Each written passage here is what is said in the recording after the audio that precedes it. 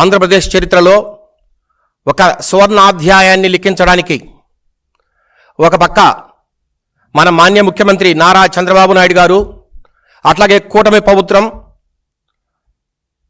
ఉవ్విళ్ళూరుతుంటే, ఆంధ్ర రాష్ట్ర అభివృద్ధికై పరుగులు పెడుతుంటే, అజరామరమైన కృషి చేస్తుంటే, మరొక పక్క అనాలోచితమైన ఆరోపణలతో, అన్యాయమైన ఆరోపణలతో, ఒక రకంగా మతిలేని ఆరోపణలు, కేవలం ప్రభుత్వం మీద ఒక చౌకబారు విమర్శలు చేయాలా, ప్రభుత్వం మీద దుమ్మెత్తిపోయాలనే ఒక తలంపుతో ఈరోజు మన ప్రతిపక్ష నేత వైసీపీ నాయకుడు జగన్మోహన్ రెడ్డి అప్పుడప్పుడు కొన్ని ప్రెస్ మీట్లు పెడుతూ ఏదో ఒక రకంగా ఈ రాష్ట్ర ప్రభుత్వాన్ని, చంద్రబాబు నాయుడు గారిని విమర్శించాలనే ఒక తలంపుతో ఆయన ప్రెస్ మీట్లు పెడుతున్నారు.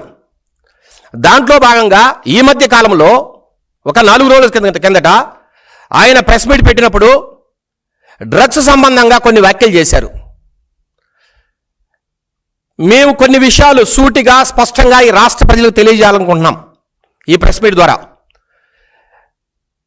తన 5 సంవత్సరాల పరిపాలనలో 2019 నుంచి 24 మధ్యలో తన 5 సంవత్సరాల పరిపాలనలో ఈ రాష్ట్రాన్ని పూర్తిగా భ్రష్టు పట్టించిన వ్యక్తి ఎవరు?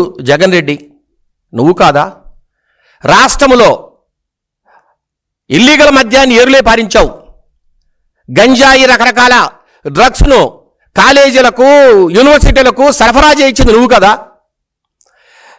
కనీసం 10,000 కోట్ల రూపాయల డ్రగ్స్ విజయవాడ కావచ్చు, కాకినాడ కావచ్చు, రాజమండ్రి కావచ్చు, రకరకాల పట్టణాల్లో ఆ 5 సంవత్సరాల్లో పట్టుబడితే దాని మీద ఏమి యాక్షన్ తీసుకున్నావు?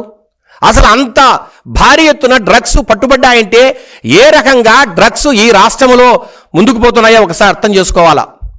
డ్రగ్స్ని ఏ విధంగా మీరు పెంచి పోషిస్తున్నారో కూడా ఒకసారి మీరు రాష్ట్ర ప్రజలందరూ అర్థం చేసుకోవాలి. అట్లాగే ఏ రాష్ట్రంలో డ్రగ్స్